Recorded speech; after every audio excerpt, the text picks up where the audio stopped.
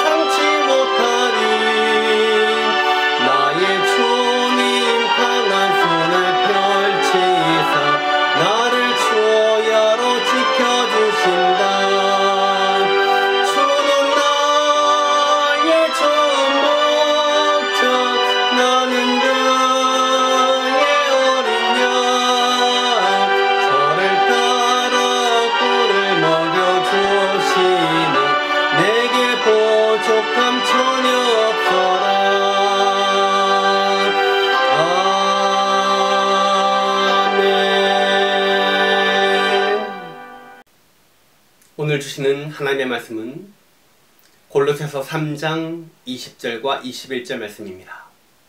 제가 봉독해 올리겠습니다. 자녀들아 모든 일에 부모에게 순종하라. 이는 주 안에서 기쁘게 하는 것이니라. 아비들아 너희 자녀를 노엽게 하지 말지니 낙심할까 함이라. 아멘. 할렐루야. 거룩한 주일날 주 앞에 나와 예배한 여러분에게 하나님의 사랑과 은혜가 넘쳐나시기를 주님의 이름으로 축원을 드립니다.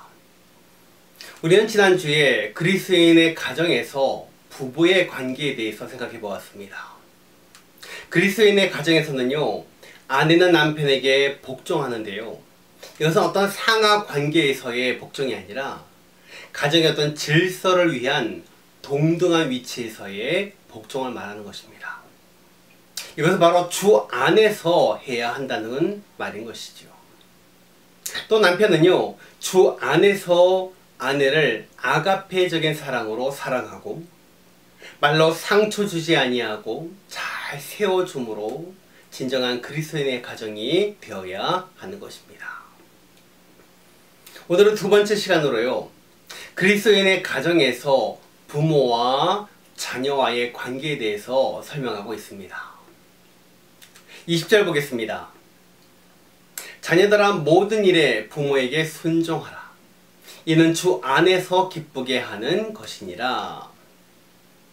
아내들은요, 남편에게 복종하라고 명령한 바울은 이제 자녀들에게 부모에게 순종하라고 명령합니다. 아내가 남편에게 복종하는 것은요, 가정의 질서를 위한 자발적인 것입니다. 그러나 자녀들이 부모에게 순종하는 이유는 이것과 달라요. 자녀는 어떤 가정의 질서를 위해서가 아니라 하나님께서 세우신 가정 내의 권위를 인정하는 그런 차원에서 부모에게 순종해야 하는 것입니다.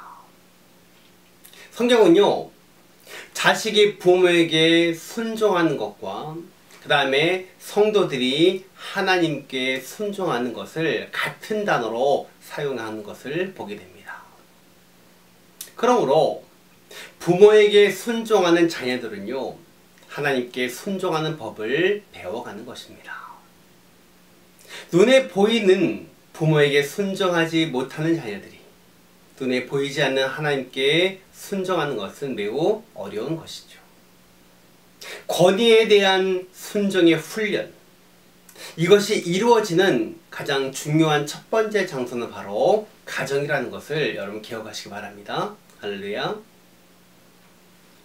오늘날 학교에서 교권 침해로 인해 매스컴이 매우 많은 말이 나옵니다. 왜 그럴까요? 왜 학교에서 교권 침해, 교권 상실 이런 일이 일어날까요? 그 처음의 원인은 바로 가정에 있습니다. 가정에서 부모의 권위에 순종하는 것을 자녀에게 가르치지 못했기 때문이에요. 그리고 자녀들은 그것을 부모에게 배우지 못했기 때문에 학교에서 선생님의 권위에 순종하는 것을 하지 않는다는 것이죠. 그래서 지금 그 실패의 열매를 거두고 있는 것입니다. 여러분, 교회에서도 마찬가지예요. 하나님을 믿는다고 하면서도 제대로 된 신앙생활을 하지 못하는 사람들을 보면요, 되게 어려서부터 부모에게 순종하는 법을 배우지 못한 사람일 경우가 많습니다. 그러면 성경은 이렇게 말합니다. 자녀들아 모든 일에 부모에게 순종하라. 자녀가 부모에게 순종하는 것은요, 어떤 선택적 순종이 아니라는 거예요. 절대적 순종이라는 것입니다. 모든 일에 절대적으로 순종하라고 말하는 것입니다. 믿습니까? 그러면 어떤 사람이 이렇게 말합니다. 그러면 부모가 도둑질을 해오라고 하면 그것도 순종해야 됩니까? 그것은 아니죠. 부모에 대한 순종이 하나님에 대한 불순종이라면 당연히 하지 말아야죠. 먼저 하나님 말씀에 순종해야죠. 하지만 그때에도 부모에 대한 순종의 자세만은 잃어버려서는 안 된다는 것입니다. 그래서 성경은요, 그것이 바로 주 안에서 하나님을 기쁘시게 하는 일이라고 말하는 것입니다. 바울은 이어서 자녀에게 대한 부모의 책임을 말하고 있습니다. 21절입니다. 아비들아 너희 자녀를 노엽게 하지 말지니 낙심할까 함이라. 여기서 노엽게 하다라는 것은 원에 보면은 에레디조 해가지고요, 자극하다, 화나게 하다, 흥분시키다 라는 그런 뜻을 가지고 있습니다. 그러니까 자녀를 자극하지 말라는 거예요. 자녀를 화나게 하지 말라는 것입니다. 여러분, 자녀들이 어떨 때 부모에게 화나고 낙심할까요? 세 가지를 볼 수 있는데요. 첫째, 부모가 자녀에게 지나칠 정도로 징계를 할 때 화나고요. 둘째는 부모가요, 이중적인 모습을 보일 때고요. 셋째는 자녀에게 무관심할 때입니다. 여러분, 부모가 자녀를 향해서 교육적인 차원을 넘어서 감정 컨트롤을 하지 못하고 지나치게 자녀를 징계할 때에 자녀들은 상처를 받고 낙심하게 되는 것입니다. 자녀를 바로잡기 위해서 야단도 쳐야죠. 설득도 하고 매도 들어야죠. 하지만 이성을 잃어버리고 감정적으로 하면 안 된다는 것입니다. 또 자녀들이 낙심할 때가 언제입니까? 부모들의 삶이 이중적일 때입니다. 자녀들에게 이렇게 하라고 말해놓고선 정작 부모는 그렇게 하지 못할 때, 자녀들은 실망하고 낙심하는 거예요. 부모는 자녀에게 모범을 보여줘야 하는 것입니다. 그리고 자녀들이 낙심하는 것은요, 부모의 무관심입니다. 평소에는 관심이 없어요. 그러다가 뭐 잘못하면 갑자기 와가지고 소리 지르고 혼내고 막 그렇게 합니다. 그럴 때 자녀들은 마음에 큰 상처를 입습니다. 그리고 부모에 대한 반항심이 생기게 되는 거예요. 여러분, 진정한 교육이 이루어지려면 먼저 부모와 자녀 간에 대화가 있어야 하는 겁니다. 자녀를 이해하려고 애쓰고, 자녀들이 좋아하는 것을 좋아하고, 좋아하는 음악도 한번 들어보고, 자녀의 어떤 눈높이에 맞춰보고, 자녀의 관심거리에 귀 기울이고 이해할 때에 대화가 이루어지는 것입니다. 이렇게 대화가 이루어질 때 비로소 자녀에 대한 교육의 열매를 맺을 수 있는 것입니다. 21절에 뭐라고 말합니까? 아비들아, 너의 자녀를 노엽게 하지 말지니 낙심할까 함이라. 역시 낙심이란 단어는요, 원어 보니까 아뒷매오 해가지고요, 의기소침하다, 시리에 빠지다, 용기를 잃어버리다 라는 뜻을 가지고 있어요.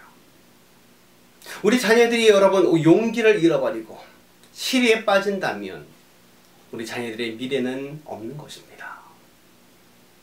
부모는 자녀를 낙심하게 하는 것이 아니라 자녀를 격려하고 힘을 북돋아주고 그렇게 해야 한다는 거예요. 그러면 우리 자녀들의 미래는 밝을 겁니다. 믿습니까? 말씀을 드리려고 합니다. 가정이 무너지고 있는 이 시대에 진정한 그리스도인의 가정은 어떤 가정일까요? 자녀는 부모님께 순종하고 부모는 자녀를 격려할 때에 이 땅에 아름다운 그리스도인의 가정이 이루어질 줄 믿습니다. 아멘. 이런 믿음으로 이 땅에 정말 바른 그리스도인의 가정을 만들어가는 모든 성도님들이 다 되시기를 주님의 이름으로 축원을 드립니다. 기도하겠습니다. 지금은 우리 구주 예수 그리스도의 은혜와 하나님 아버지의 극진하신 사랑하심과 성령의 충만하신 은혜가 이 땅에 부모는 부모로서의 책임을 다하고 자녀는 자녀로서의 책임을 다함으로 말미암아 아름다운 그리스도의 가정을 만들어내기를 소원하는 사랑하는 모든 성도들 머리 위에 지금부터 영원토록 함께 있을지어다. 아멘.